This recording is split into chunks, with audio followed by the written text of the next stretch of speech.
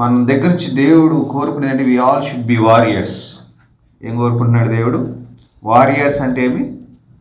యోధులు, యోధులు, యుద్ధ యోధులు, అంతేనా?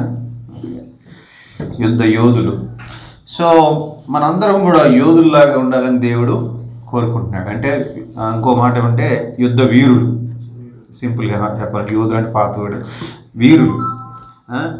సో మన యుద్ధ వీరులు అనగానే మనం ఎందులో ఉన్నాం? యుద్ధంలో ఉన్నాం కదా.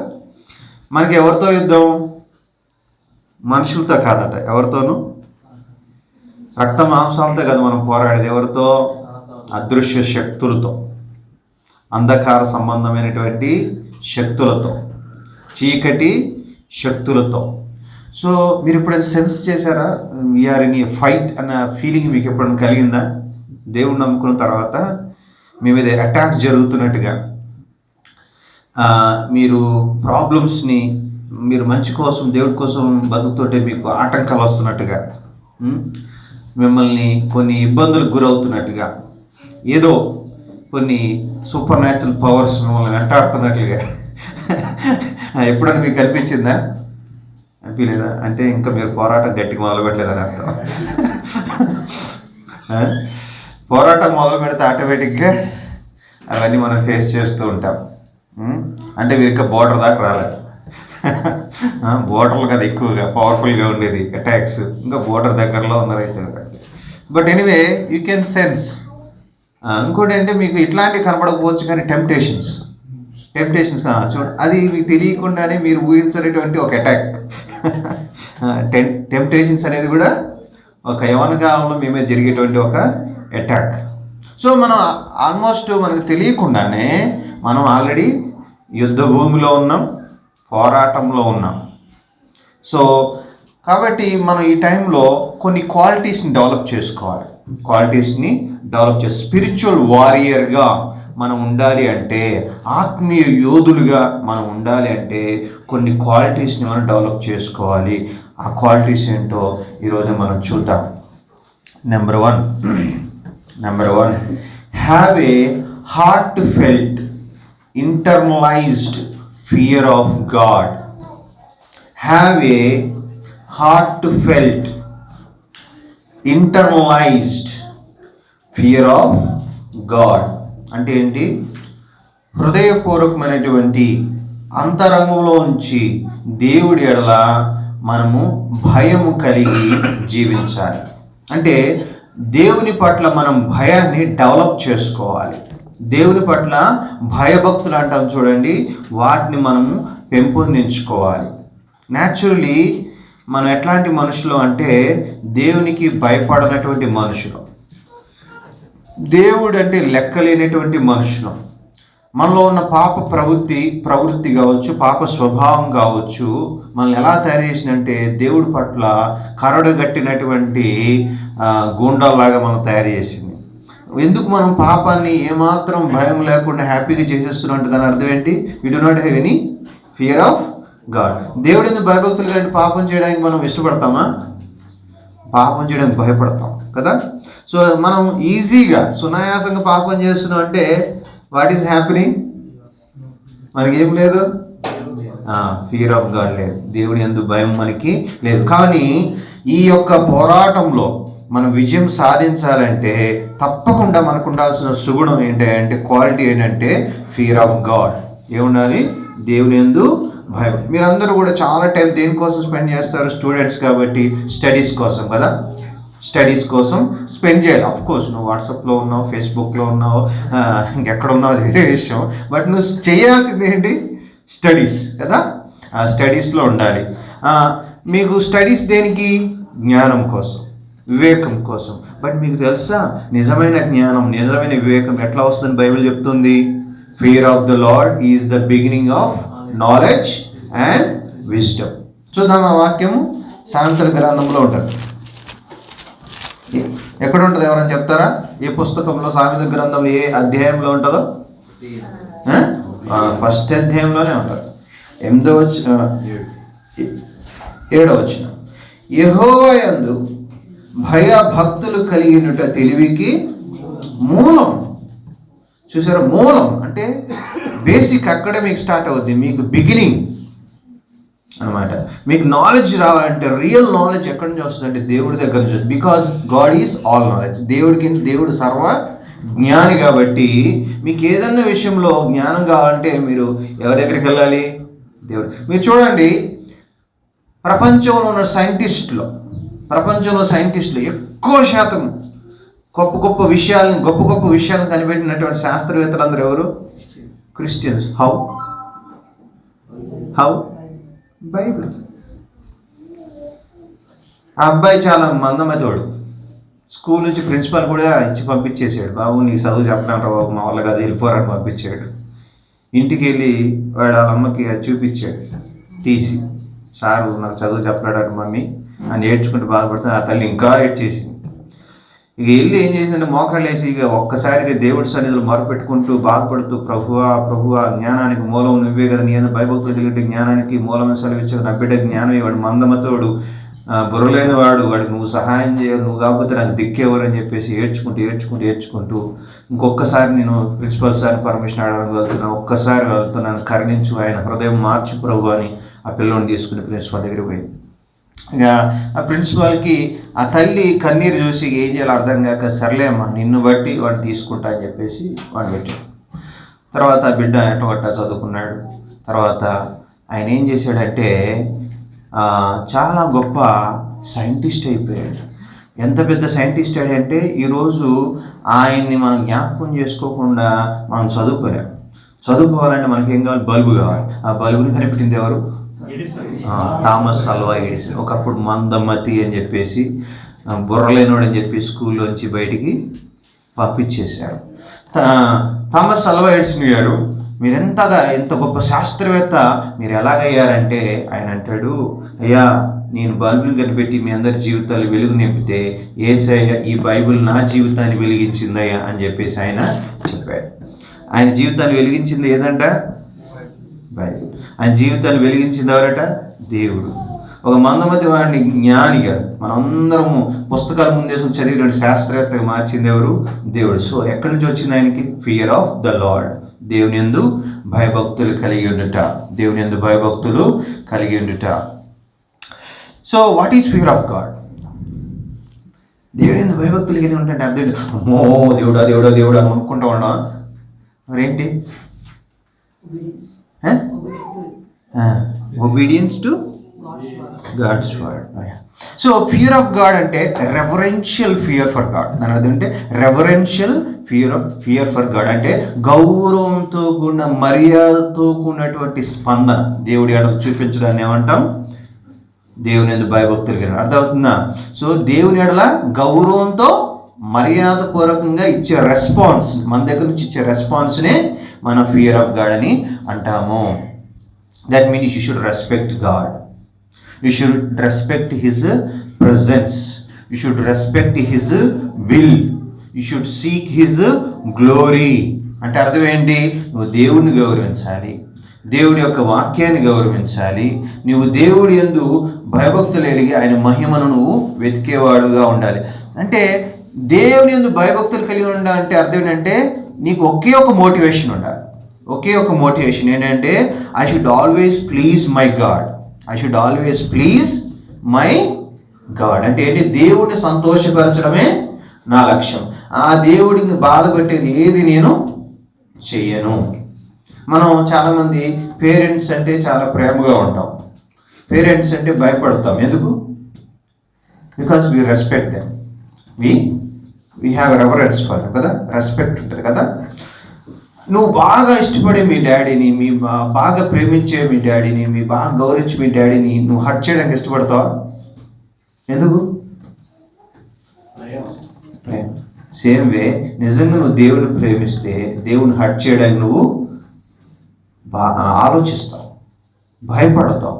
సో అది వి ఎక్స్పెక్టెడ్ ఫ్రమ్ గాడ్. మన దగ్గర నుంచి కావాల్సింది ఏంటంటే దేవుడిని సంతోషపరిచేటువంటి వ్యక్తిగా మనము ఉండాలి. That means your concern is always for God,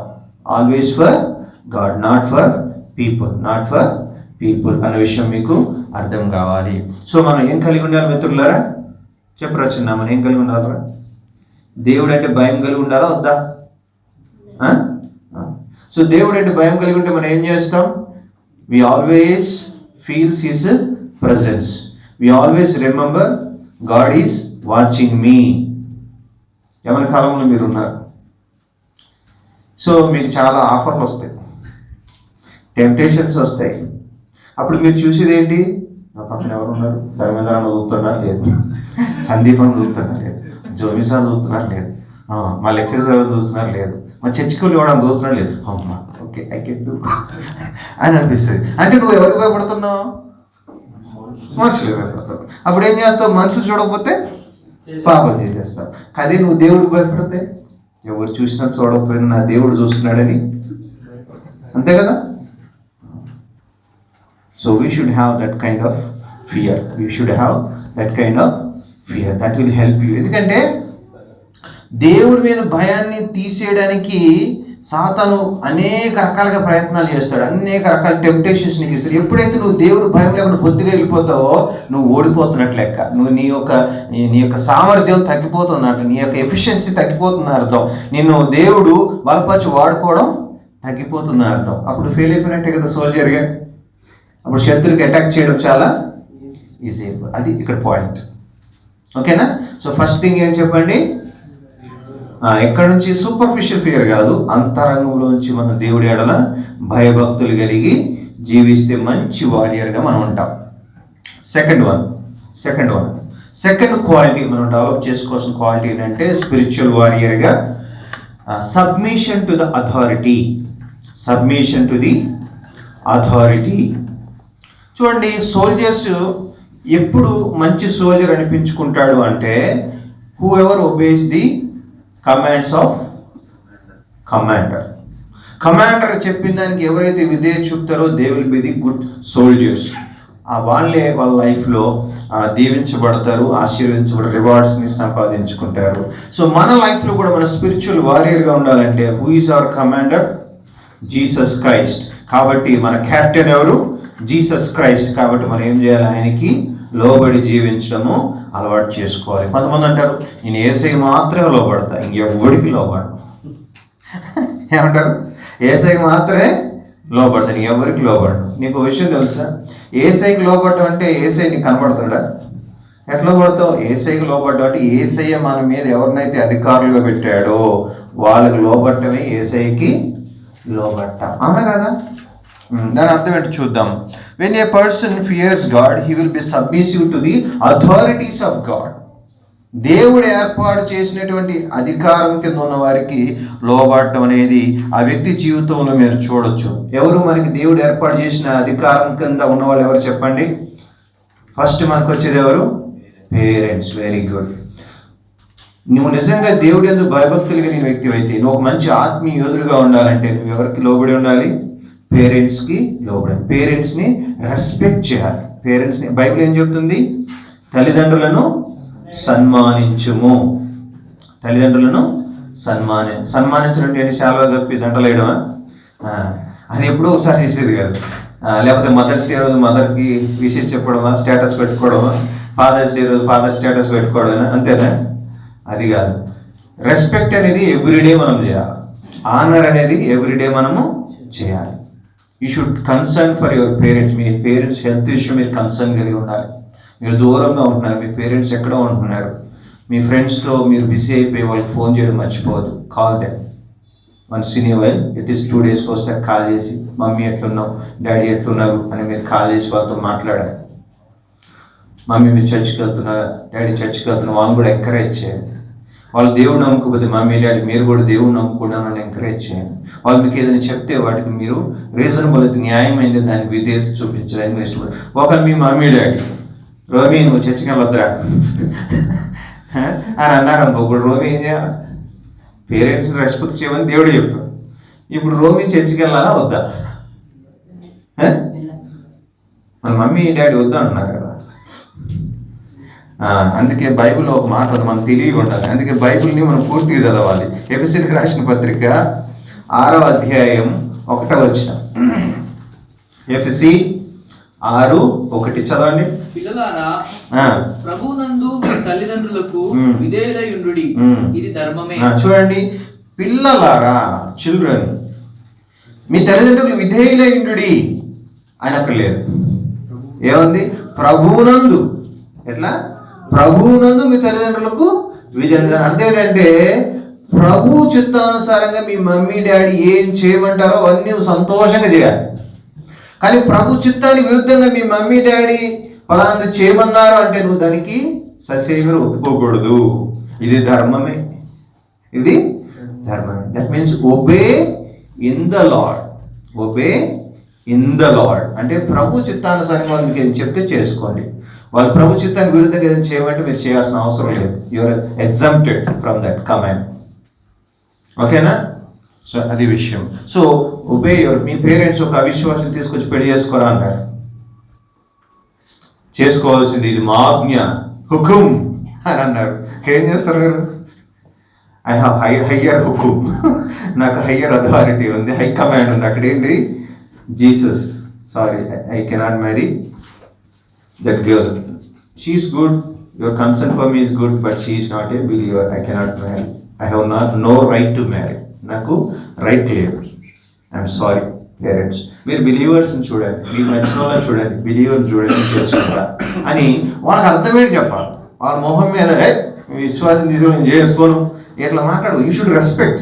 even డిసొబీడియన్స్లో కూడా రెస్పెక్ట్ అనేది మిస్ కాకూడదు. డిసొబీడియన్స్లో కూడా అంటే ఆత్మీయ విషయంలో రెస్పెక్ట్ అనేది మిస్ కాకూడదు. వాళ్ళకి తెలియదు, నీకు తెలుసు. ఎందుకంటే నువ్వు దేవుని నమ్ముకున్నావు కాబట్టి దేవుని నమ్ముకున్న అమ్మాయిని పెళ్లి చేసుకోవాలి, అబ్బాయిని పెళ్లి చేసుకోవాలి, నీకు తెలుసు. వాళ్ళకి తెలియదుగా. వాళ్ళ కన్సర్న్ ఒకటే, నీకు ఒక మంచి అమ్మాయి నుంచి పెళ్లి చేయాలి, మంచి అబ్బాయి నుంచి పెళ్లి చేయాలి. కాబట్టి you have to explain about your faith. మీ విశ్వాసం గురించి చెప్పాలా, ఎందుకు మీరు నేను డెసిషన్ తీసుకున్నాను. మిమ్మల్ని డిజానర్ చేయడానికి కాదు మమ్మీ డాడీ, ఇది నేను దేవుడు నమ్ముకున్నాను కాబట్టి దేవుడు నా మంచి కోసం చెప్పింది, ఇది మీరు కూడా ఫాలో అయితే మీకు మంచిది. దేవుడు నమ్ముకున్న అయితే మిమ్మల్ని కూడా మంచిగా చూసుకుంటుంది అని కొంచెం వాళ్ళకి అర్థం విధంగా చెప్తే వాళ్ళు అర్థం చేసుకోండి. అంతే తప్ప మీరు మొండిగా వాళ్ళతో హార్ష్గా మాట్లాడి, కోపంగా మాట్లాడి, ఫోన్ ఠక్ అని పెట్టేశారు అనుకోండి, వాళ్ళకి ఠక్ అని హార్ట్ అటాక్లు వచ్చే ప్రమాదం ఉంది. అర్థమవుతుందా? దయచేసి ఆ పని చేయక. So respect them, deal in every matter in respectful way, respectful polite వేలో మనం డీల్ చేయాలి. నెక్స్ట్ టీచర్స్ దేవుడు మన మీద పెట్టాడు కాబట్టి టీచర్స్ని కూడా మనము రెస్పెక్ట్ చేస్తూ ఉండాలి.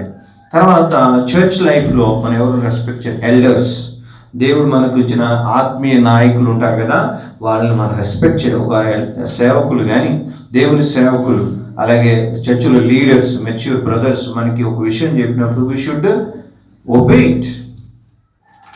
వాళ్ళ మాట నేను కానీ యేసయ్యకి లోబడతానంటే కుదరదు. యేసయ్య వాళ్ళ ద్వారా తన అధికారాన్ని మన మీద ఆయన జరిగిస్తూ ఉన్నాడు కాబట్టి వాళ్ళకి విధేయత చూపకుండా మనం దేవుడు విధేయత చూపడం జరిగే పని కాదు. You should respect your church leaders, దేవుని సేవకుల్ని అలాగే లీడర్స్ని మీరు రెస్పెక్ట్ చేయాలి. దాని మీద ఏదైనా చెప్పినప్పుడు you should take it serious. లైట్గా తీసుకోవడానికి వీలేదు. మన చర్చిలో ఉన్న ఎల్డర్స్, జోగి బ్రదరో, సుబ్బారావు బ్రదరో, స్పిరిచువల్గా ఉన్న బ్రదర్స్ ఏదైనా మీకు చెప్పినప్పుడు you should take it seriously. Light తీసుకోవడానికి వీలేదు. ఎందుకంటే దేవుడు వాళ్ళు మీ మీద ఉంచినటువంటి అధికారులు, ఆత్మీయమైనటువంటి అధికారులు, వాళ్ళ మాటలు మీరు రెస్పెక్ట్ చేయడం, వాళ్ళకి విధేయత చూపడం అనేది మీకు మంచిది, మీకు ఆశీర్వాదం. ఓకేనా? So what is the real good quality of spiritual warrior? చెప్పండి. Submissive to the authority. చూడండి, లూకాసు వార్త 2వ అధ్యాయం 51 వచనం చదువుకుందాం. లూకాసు వార్త 2వ అధ్యాయం 51. చాలా అద్భుతమైన మాట్లాడతారు. అంతటా ఆయన వారితో కూడా బయలుదేరి నజరేతునకు వచ్చి వారికి లోబడి ఉండెను. ఆయన తల్లి ఈ సంగతులన్నిటినీ తన హృదయంలో భద్రము చేసుకొని. చూసారా? అంతటా ఆయన వారితో కూడా బయలుదేరి నజరేతుకు వచ్చి వారికి లోబడి ఉండెను. ఎవరి గురించి మాట్లాడుతున్నారు అక్కడ? యేసయ్య గురించి మాట్లాడుతున్నారు. యేసయ్య ఎవరికి లోబడ్డారంట? తల్లిదండ్రులు. ఎలాంటి తల్లిదండ్రులు వాళ్ళు? ఆయన గురించి సరైన అవగాహన లేదు వాళ్ళకి. యేసయ్యని మిస్ చేసుకున్నారు వాళ్ళు. యేసయ్య ఆమెతో ఉన్నాడని ఈయన అనుకున్నాడు, మా ఆయన గారితో ఉందని మరియం అనుకుంది. వాళ్ళు సగం దూరం వెళ్ళిన తర్వాత గుర్తొచ్చాడు ఎవరు? వాళ్ళ బాబు యేసు ఎక్కడా అని. ఈయన వెళ్ళి ఆమెను అడిగాడు, ఏడు యేసు ఎక్కడా అంటే, ఏమో నీతో ఉన్నాడు కదా అనుకోండి నేను. వాళ్ళు ఎవరు మిస్ అయిపోయారు? వాళ్ళు ఒక్కగానొక్క మాట యేసుని మిస్ అయిపోయారు. మళ్ళీ ఎక్కడికి వెళ్ళారు? వెనక్కి వెళ్ళారు. వెనక్కి వెళ్ళిన తర్వాత అక్కడ యేసు ఏం చేస్తున్నాడు? అక్కడ ఉన్న జ్ఞానంతో శాస్త్ర పండితులతో ఆయన డిస్కస్ చేస్తున్నాడు. ఆయన మాట్లాడే మాటలకు అందరు నోరు కూర్చున్నారు. ఆశ్చర్యపోతే ఇలా చూస్తూ ఉన్నారు, ఈ చిన్న అబ్బాయి ఏంటి, ఈ క్వశ్చన్స్ ఏంటి, ఈ థియాలజీ క్వశ్చన్స్ ఏంటి, మాకే ఎక్కడ నేర్చుకోలేదని చెప్పేసి వాళ్ళు ఆశ్చర్యపోతున్నారు. అప్పుడు వచ్చేసి వీళ్ళు ఏమన్నారు, మా మీ డాడీని వదిలిపెట్టేసి అలా అయిపోకూడదు నాన్న, అలా అయిపోకూడదు కదా నాన్న అంటే అప్పుడు యేసు ప్రభువే ఉన్నాడు, నేను నా తండ్రి పనుల మీద ఉన్నాను, ఈ విషయం మీకు తెలియదా అన్నప్పుడు వాళ్ళకి అక్కడ రాస్తుంది ఏంటి చూడండి. ఆ మాట చెప్పినప్పుడు వాళ్ళ రెస్పాన్స్ ఏంటో చూడండి. 50 వచనం 49 నుంచి చదువు. ఆయన మీరేలా నన్ను వెదకుచుండిరి, నేను నా తండ్రి పనుల మీద ఉండవాలని మీరు ఎరగరా అని వారితో చెప్పాను. అయితే వాళ్ళు ఎట్లా అర్థం చేస్తున్నారు చూడండి. అయితే ఆయన తమతో చెప్పిన మాట వాళ్ళకి అర్థం కావట్లే. ఎలాంటి తల్లిదండ్రులు అంటే ఆయన చెప్పిన మాటలు కూడా అర్థం చేసుకునే స్థితిలో ఉన్నటువంటి తల్లిదండ్రులకి ఇప్పుడు ఆయన ఏం చేస్తున్నాడు? వాళ్ళతో పాటు వెళ్ళి వారికి లోబడి ఉన్నాడు. మా డాడీ పర్ఫెక్ట్ అయితే నేను మాట వింటానన్నా, మా చర్చ్ లీడర్ పర్ఫెక్ట్ అయితే వాళ్ళ మాట వింటా, అది కాదు. వాళ్ళు ఆయన చెప్పిన మాట కూడా గ్రహించలేని స్థితిలో ఉన్నారు. కానీ యేసు ఏం చేశాడు? వాళ్ళకి లోబడి జీవించాడు. సో మనం చేయాల్సిన విషయం ఏంటంటే, దేవుడు నీ పైన ఉంచిన అధికారం ద్వారా ఒక విషయం చెప్పినప్పుడు you should respect it and you should obey it. ఇంతకంటే పర్ఫెక్ట్ ఎగ్జాంపుల్ మనకి ఎక్కడుంది? యేసయ్య, ఆయనకి అన్నీ తెలుసు, ఆయన సర్వజ్ఞాని అయిన దేవుడు. ఆ తల్లిదండ్రులు చాలా లిమిటేషన్స్, ఆయన చెప్పిన చిన్న మాట కూడా వాళ్ళు అర్థం చేసుకోలేవు, అయినా కూడా వాళ్ళకి లోబడి జీవించారు. Because is a spiritual warrior. అర్థమవుతుందా? సో మనం ఏం చేయాలంటే మనము లోబడి జీవించడం నేర్చుకోవాలి. ఫస్ట్ చెప్పిన దానికి విధేయత చూపండి. మీకు డౌట్స్ అడిగి క్లారిఫికేషన్ తీసుకుని, but you should obey. Main point, నీకు విధేయత చూపించే మనసు ఉందా, రెబలియస్ మనసు ఉందా అనేది నువ్వు you have to identify. Rebellious మనసుని మనం అణిచివేసేసి విధేయత చూపే మనసుని మనము డెవలప్ చేసుకోవాలి. Third one, separation from the wicked. Separation from the wicked.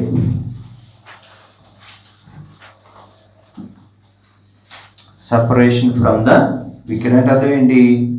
దుష్టుల నుంచి దూరంగా ఉండాలి. ఎవరి నుంచి? దుష్టుల నుంచి దూరంగా ఉండాలి. ఎంత దూరంగా ఉంటే అంత మంచిది. నువ్వు ఎవరితో ఉంటే అలాంటి వాడితో నువ్వు ఎంచపడతావు. నీకు విషయం తెలుసా? నీ ఫ్రెండ్ ఎవరో చెప్పు, నువ్వెవడో నేను చెప్పేస్తా అంటారు. నీ ఫ్రెండ్ ఎవడో చెప్పు, నువ్వెవడని చెప్పేస్తా అంటే అర్థం ఏంటి? మనం ఎవరితో ఫ్రెండ్షిప్ చేస్తే వాళ్ళలాగా మనం ఉండడానికి అవకాశం ఉంది. 6 నెలలు వీళ్ళు వాళ్ళతో సహవాసం చేస్తే వాళ్ళు వీళ్ళైతారు, వీళ్ళ అంటే ఏంటి? మనం ఎవరితో ఎక్కువ టైం స్పెండ్ చేస్తాం వాళ్ళలాగా మనం అయిపోతాం. అందుకే బైబిల్ ఏం చెప్తుంది? Don't spend time with wicked people. దుష్టులతో మీరు సమయాన్ని గడపొద్దు. 1 కొరింథీ 15:33. 1 కొరింథీ 15:33. Bad company corrupts good morals. దుష్ట సాంగత్యం మంచి నడవడిని ఏం చేస్తుంది? చెరుపు పడేస్తాట. అంటే నీలో ఎంతో కష్టపడి నీ పేరెంట్స్ ద్వారా, నీ టీచర్స్ ద్వారా, సంఘంలో ఉన్నటువంటి పెద్దల ద్వారా, సేవకుల ద్వారా దేవుడు నీలో డెవలప్ చేసిన మంచి మోరల్స్ని, మంచి కండక్ట్ని, మంచి ప్రవర్తన అంతని కూడా నువ్వు దుష్టులతో టైం స్పెండ్ చేస్తే ఏమైంది? అవన్నీ చేర్పబడతాయి అంట. నేను మామూలు కాదన్నా, నేను ఎవరితో ఉన్నా సరే అస్సలు నేను కరెక్ట్గా అంత సీన్ లేదు. బైబిల్ చెప్పేది ఏంటి? కరెక్ట్ అవుతావు అని చెప్తుంది. బైబిల్ కంటే నువ్వు గొప్పడివా? దేవుడి జ్ఞానం కంటే నువ్వు గొప్పడివా? అందుకే బైబిల్లో మాట ఏంటి? దూరంగా పారిపోయి నీ యవనేచ్చను వచ్చి నువ్వు దూరంగా, నేను ఇక్కడే ఉంటా, నాకు నిగ్రహ శక్తి ఎక్కువ అనుకోవద్దు, అట్లా ఎక్కువ అనుకోవద్దు. బైబిల్ చెప్పేది ఏంటంటే you better run away from the situation. Bad situation అని నీకు అర్థమైనప్పుడు, ఇక్కడ ఉండే డేంజర్ అని నీకు అర్థమైనప్పుడు, ఇక్కడ ఉండే టెంప్టేషన్ ఉంటుంది అని అర్థమైనప్పుడు బెటర్ థింగ్ ఏంటంటే ఎస్కేప్ ఫ్రమ్ దేర్. ఏం చెప్పాలి? ఎస్కేప్ అయిపోవాలి. ఎస్కేప్ అయితే ఏ గొడవ లేదుగా, తప్పించుకుంటే ఏ బాధ లేదు. మీ ఫ్రెండ్స్ బీర్ పార్టీకి పిలిచారు, రా అంటారు, నేను రాను అంటారు. రారా అంటారు. అరే మా మీద నీకు రెస్పెక్ట్ లేదారా? అంటే మా మీద నీకు ప్రేమ లేదారా? అంతే ఇప్పుడు దాకా చేసింది ఇంతేనారా? అప్పుడేమైంది? కొంచెం కరిగిపోతుంది. అరే బాగా హట్ అవుతాను. సరే వస్తాలే కానీ నేనైతే తాగను. అరే నిన్నేమో తాగమంది, నువ్వు కూల్ డ్రింక్ తాగు అంటారు. ఓకే కూల్ డ్రింక్ అయితే ఫైన్ అని వెళ్తాం. వెళ్ళిన తర్వాత తాగుతా ఉంటే రింగులు సిగరెట్ వదులుతా ఉంటే నీ మనసులో ఏం పీకుతా ఉంటుంది అంటే, నేను కూడా ఒకసారి రింగ్ వదిలితే ఎంత బాగుంటుంది, నేను కూడా ఒక సిప్ వేస్తే ఎంత బాగుంటుంది. వాడు ఏదేదో తేలిపోతున్నట్టు ఫీల్ అయిపోతా ఉంటాడు. అరే ఈ ఎక్స్పీరియన్స్ ఏదో బాగుంది, అరే ఏంటి ఒక్కసారి జస్ట్ లిటిల్ బిట్ రా అని అనుకో, పోనీలే అని ఏమైనా చెయ్యి ఆటోమేటిక్గా తీసుకుంటారు. ఒక్కసారి అలా పడితే కథం స్టోరీ బండి అది నడుస్తూనే ఉంటుంది. అక్కడికి వెళ్ళడం ఎందుకు, టెంప్ట్ అవ్వడం ఎందుకు, తాగడం ఎందుకు, బలైపోవడం ఎందుకు, అసలు అక్కడికి వెళ్ళకపోతే అసలు ఈ గొడవ ఉండదు కదా. కాబట్టి మీరు ఏం చేయాలి, దయచేసి దుష్టులతో స్నేహము చేయాలి. దుష్టుడు అంటే ఇక్కడ అర్థం ఏంటంటే who does not believe in God. దేవుడు అంటే భయం లేనివాడు, దేవుడు అంటే రెస్పెక్ట్ లేనివాడు, దేవుడు అంటే ఏమాత్రం వాల్యూ ఉన్నవాడి దగ్గర మీరు వెళ్ళకూడదు. You should not. అందుకే మనకి మొదటి కీర్తనలో కూడా చాలా అద్భుతంగా వివరించాడు ఈ విషయం గురించి. చూడండి, మొదటి కీర్తన అందరూ సుపరిచితం కదా, ఒకసారి చదువుకుందాం. స్టార్టింగే ఇలా మొదలవుతుంది ఆ కీర్తన. దుష్టుల ఆలోచన చొప్పున నడువక, పాపుల మార్గమును నిలువక, అపహాసకులు కూర్చుండు చోటను. చూడండి, స్టార్టింగ్ మీకు ఎక్కడ స్టార్ట్ అయ్యిందంటే దుష్టులతో మీ కనెక్షన్ ఎక్కడ స్టార్ట్ అయింది, వాళ్ళు దెబ్బ ఎక్కడ వేస్తారంటే థింకింగ్ మీద వేస్తారు. మిమ్మల్ని ఫస్ట్ సైకలాజికల్గా దెబ్బతీయడానికి ట్రై చేస్తారు. అదే రే నేను ఫ్రెండ్ కదరా, అరే నా మీద అంతా కూడా రెస్పెక్ట్ లేదారా, అరే ఏంద్రా జిడి దోస్తు అనుకున్నారా అని అలా మాట్లాడతారు. అంటే నీ థింకింగ్ అటాక్ చేస్తారు ఫస్ట్. నెక్స్ట్ స్టెప్ ఎక్కడ పోతుందంటే పాపుల మార్గం వాళ్ళు వేలుగు తీసుకెళ్తారు, అంటే బార్లోకి తీసుకెళ్తారు. ఎగ్జాంపుల్ చెప్తాను. తర్వాత అపహాసం కూర్చొని అక్కడ టెస్ట్ వేస్తారు. టెస్ట్ వేసిన తర్వాత కూర్చుంటే నువ్వు చేసేది ఏం లేదు. ఆ తర్వాత థింకింగ్ దెబ్బ వేస్తారు, వేలుగు తీసుకెళ్తారు, అందులో సెటిల్ చేస్తారు. అందుకే ఏం చెప్తుంది, దుష్టులు అసలు స్టార్టింగ్లోనే వాడు హట్ అయినా పర్వాలేదు, నా దేవుడు హట్ కాకూడదు అన్న ప్రిన్సిపల్ గుర్తుపెట్టుకోండి. నా ఫ్రెండ్స్ హట్ అయినా పర్వాలేదు, నేను మాత్రం నా దేవుడిని హట్ చేయకూడదు. ఎందుకు? I fear God, not these people. Okay, మహా అయితే మీ ఫ్రెండ్ ఏం చేస్తాడు, నీతో మాట్లాడు, నేను పక్కన పెట్టేస్తాడు. వాడు నేను పక్కన పెట్టడం బెటరా, లేకపోతే నువ్వు దేవుడిని పక్కన పెట్టడం బెటరా? బెటర్ కదా. So we should be wise. వాళ్ళ ఎమోషనల్ బ్లాక్మెయిలింగ్ మీరు లొంగిపోవద్దు. ఎమోషనల్ బ్లాక్మెయిలింగ్ మీరు దయచేసి లొంగిపోవద్దు. మొదటి పేతురు 1:15. మొదటి పేతురు 1:15. నేను పరిశుద్ధులై ఉన్నాను కనుక మీరును పరిశుద్ధులై ఉండుడని వ్రాయబడి ఉన్నది. కాగా మీరు విధేయులకు పిల్లలై మీ పూర్వపు అజ్ఞాన దశలో మీకుండిన ఆశలను అనుసరించి ప్రవర్తింపగా మిమ్మల్ని పిలిచిన వాడు పరిశుద్ధుడై ఉన్న ప్రకారము మీరును సమస్త ప్రవర్తన యందు పరిశుద్ధులై ఉండు. చూడండి, నేను పరిశుద్ధుడై ఉన్నాను గనుక మీరు మనం ఎందుకు పరిశుద్ధంగా ఉండాలంట? పరిశుద్ధత అంటే అర్థం ఏంటి? ఎందుకు పరిశుద్ధత అంటే అర్థం? సిస్టర్స్ ఏమైనా ఐడియా ఉందా? పరిశుద్ధత అంటే మేము బట్టలు శుభ్రంగా తోమి పరిశుభ్రంగా ఉంచుతాం, పరిశుద్ధంగా వస్తాం, అదేనా పరిశుద్ధత? పరిశుద్ధత అంటే అర్థం ఏంటి? హృదయ ఆలోచన కరెక్ట్గా ఉండడం. కరెక్ట్గా ఉండటం అంటే ఏం బ్రదర్?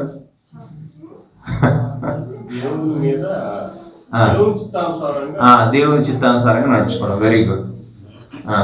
పరిశుద్ధత అనే మాటకు ఒక అర్థం ఏంటిది? Right, separation. అంటే ప్రత్యేకంగా జీవించడం. మనం గుంపులో కలిసిపోయి కాకుండా వాళ్ళకి సపరేట్గా మనము జీవించడం. అంటే ఈ లోకమంతా పాప మలినంతో నిండిపోయింది, మనము దానికి సపరేట్గా అంటే మనం ఎట్లా జీవించాలా? పవిత్రంగా జీవించాలి. సో దేవుడు ఏం కోరుకుంటున్నాడంటే మీరు పరిశుద్ధంగా ఉండాలి. దానికి రీజన్ ఏంటి అంటే బికాస్ ఐఆమ్ హోలీ. నేను మీ దేవుడు కదా, మీ దేవుడు నేను పరిశుద్ధంగా, నా బిడ్డలని మీరు ఎట్లా ఉండాలా? పరిశుద్ధంగా ఉండాలి. ఎట్లా ఉండాలంట?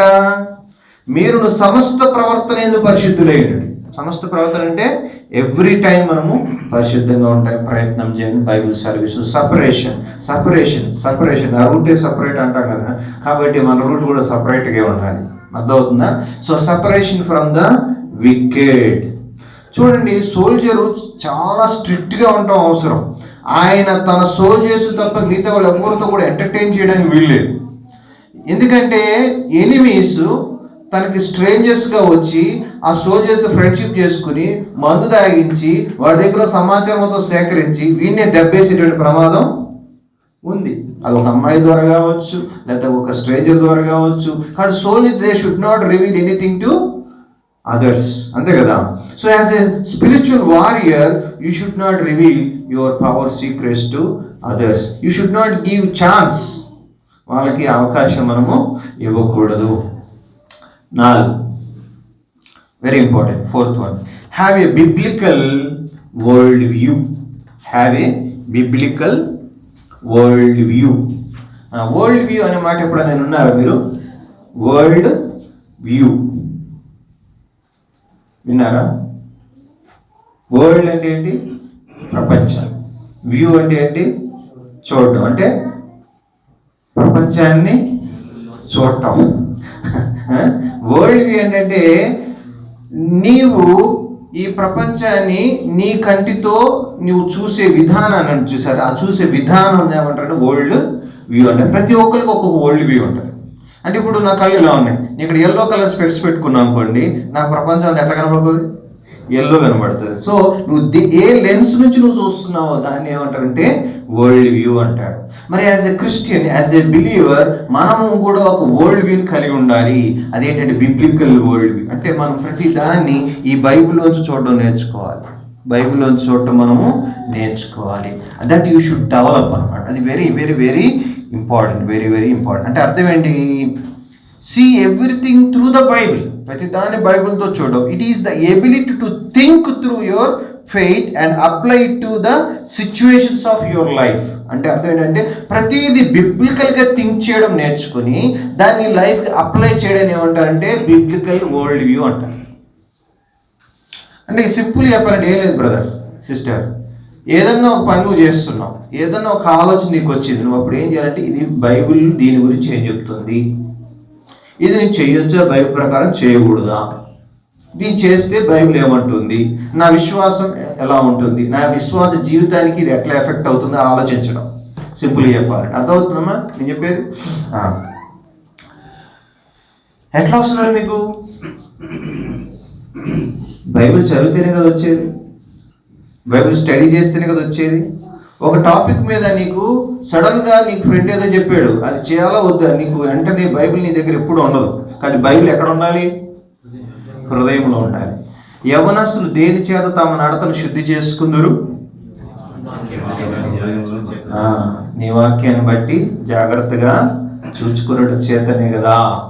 కాబట్టి నీ వాక్యాన్ని ఆ హృదయంలో భద్రం చేసుకుని ఉన్నాను అంటాడు కీర్తనగాడు. కాబట్టి బైబిల్ ఎక్కడ ఉండాలి?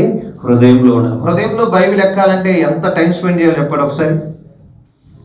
బైబిల్ హృదయంలోకి ఎక్కాలంటే మనకు లోపలికి డౌన్లోడ్ అవ్వాలంటే, అది ఇంపోర్ట్ అవ్వాలంటే ఎంత టైం పడింది? ప్రతిదానికి డౌన్లోడింగ్ టైం ఉందా లేదా?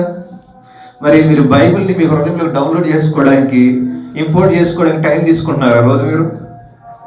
ఎంత టైం? ఎందుకంటే ఎనీ సిచ్యువేషన్లో నువ్వు బిబ్లికల్గా థింక్ చేయడం నేర్చుకోవాలి. దానికి ఎంత టైం స్పెండ్ చేస్తే నీకు బైబిల్ నీ హృదయంలోకి ఎక్కుద్ది? నీ హృదయం ఇప్పుడు ఎంత బైబిల్ ఉంది? ఎగ్జాక్ట్గా మనకు రెఫరెన్స్ గుర్తులేకపోవచ్చు, బట్ ఆ విషయం మీద అవగాహన ఉండాలి. బైబిల్ గురించిన అవగాహన మనకి ఉండాలి. అంటే మీరు బైబిల్ రీడింగ్ ఎలా ఉందో ఒకసారి అర్థం చేసుకోండి. ఆర్ యు అటెండింగ్ బైబిల్ స్టడీకి రెగ్యులర్గా అటెండ్ అవుతున్నారా? థియరీ క్లాసెస్ మన వాళ్ళు పెడతారు కదా, డాక్టరింగ్ క్లాస్, దానికి మీరు అటెండ్ అవుతున్నారా? You have to take it seriously. ఎందుకంటే నువ్వు చదివినప్పుడు కొన్ని విషయాలు అర్థం అవుతాయి. మరి దేవుడు టీచర్స్ని ఎందుకు పెట్టాడు? బైబిల్ టీచర్స్ ఎందుకు పెట్టాడు?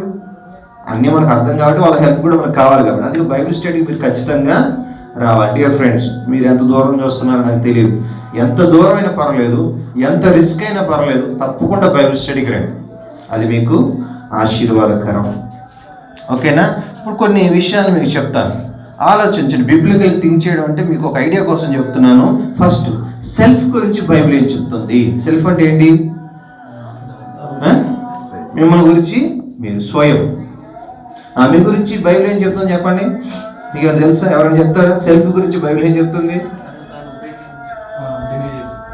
అది నిన్ను సెల్ఫ్ డినై చేయాలి. కానీ సెల్ఫ్ గురించి ఏం చెప్తుంది? నీ సెల్ఫ్ గురించి, నీ గురించి ఏం చెప్తుంది? పాపం. You have sinful tendency. నీకేముంది? పాపపు స్వభావం ఉంది. కాబట్టి నీకు పాపం చేయడానికి ఎక్కువ అవకాశం ఉంది. మంచి కంటే ఎక్కువ దేని చేయడానికి ఎక్కువ అవకాశం ఉంది. కాబట్టి నీకు ఈ భయంకరమైన డిసీజ్ నీ లోపల ఉంది. కాబట్టి దీని విషయం ప్రికాషన్స్ తీసుకోవాలి. లైఫ్ గురించి ఏం చెప్తుంది బైబిల్? ఆలోచించాలి.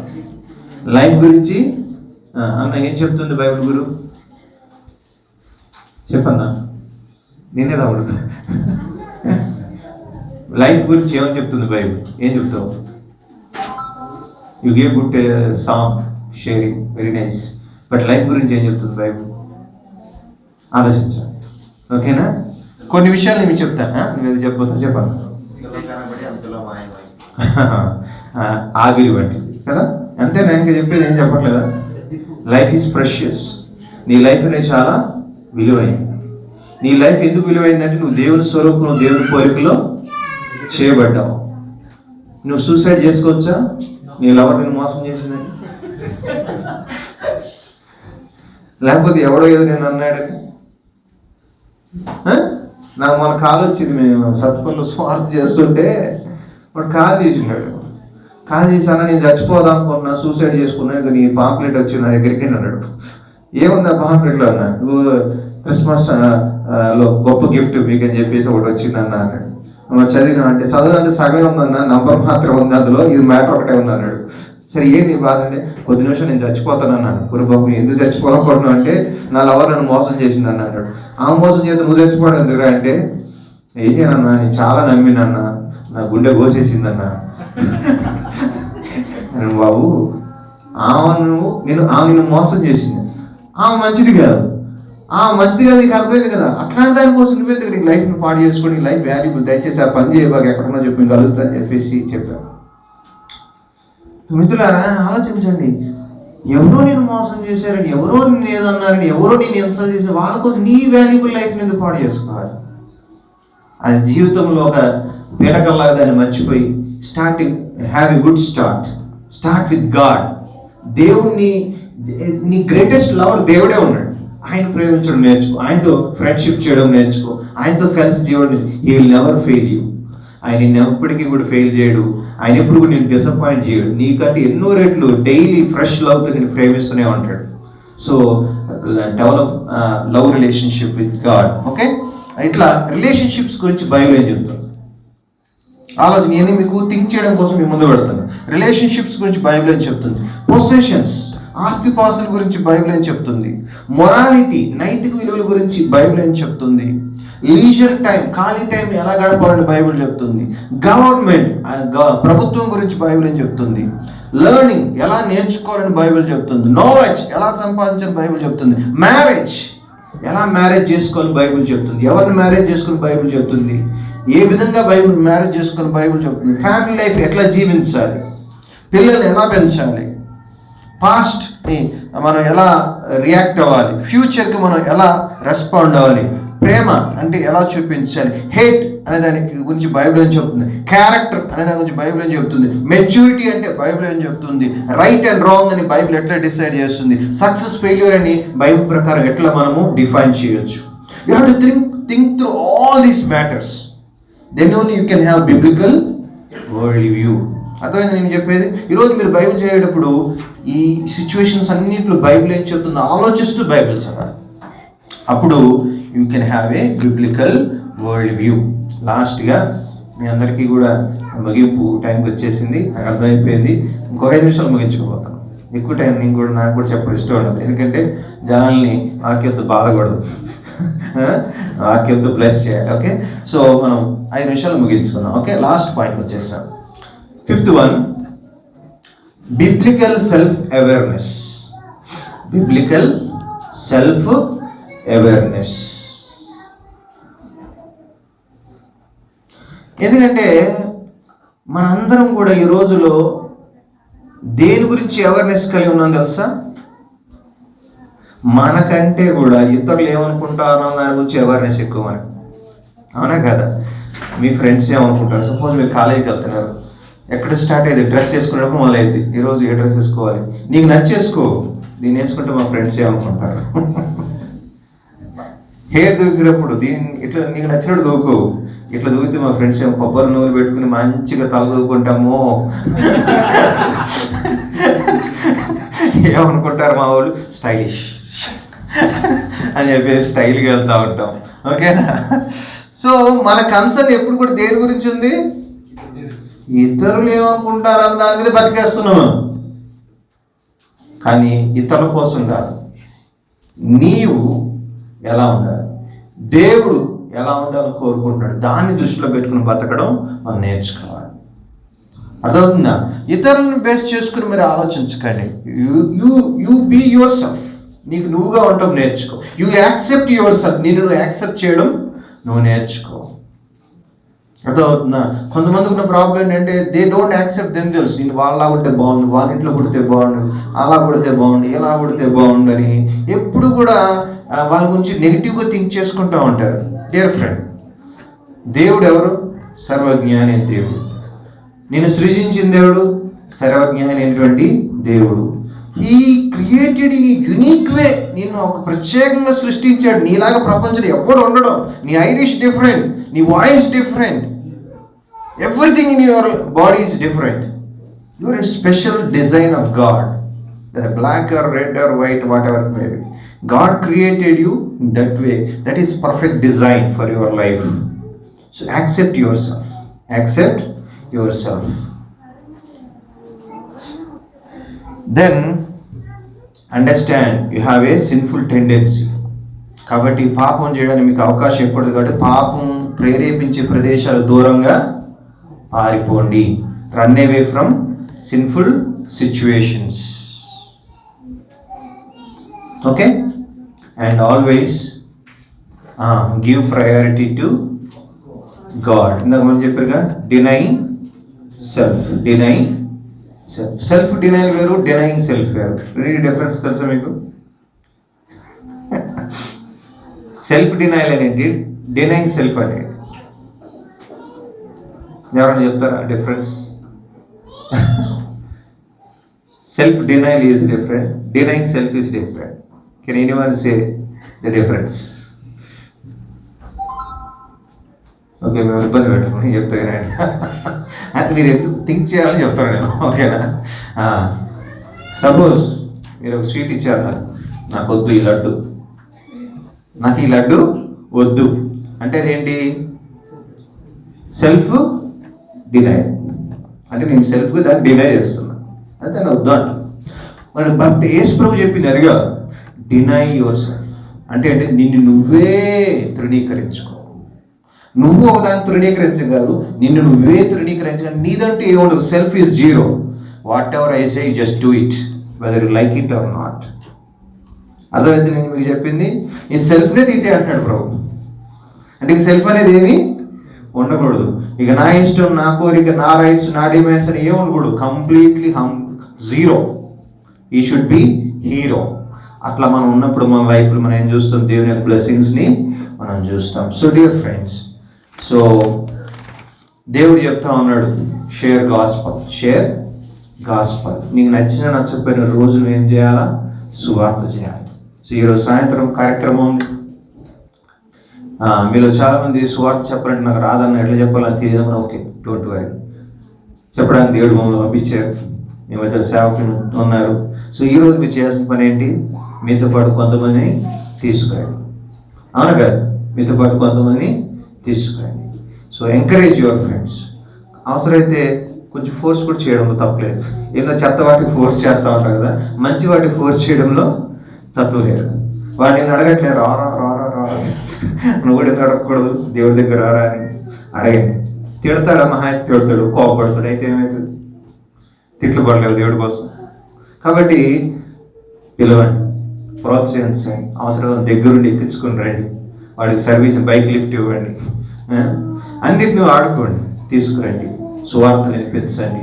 అది దేవుడు మన పట్ల చిత్తం. సువార్తను ప్రకటించడం దేవుడు మనకి ఇచ్చిన బాధ్యత. ఐ హోప్ యు బ్రింగ్ మీరు సాయంత్రం మీతో పాటు గుంపులు తీసుకొస్తారని భావిస్తా ఉన్నాను.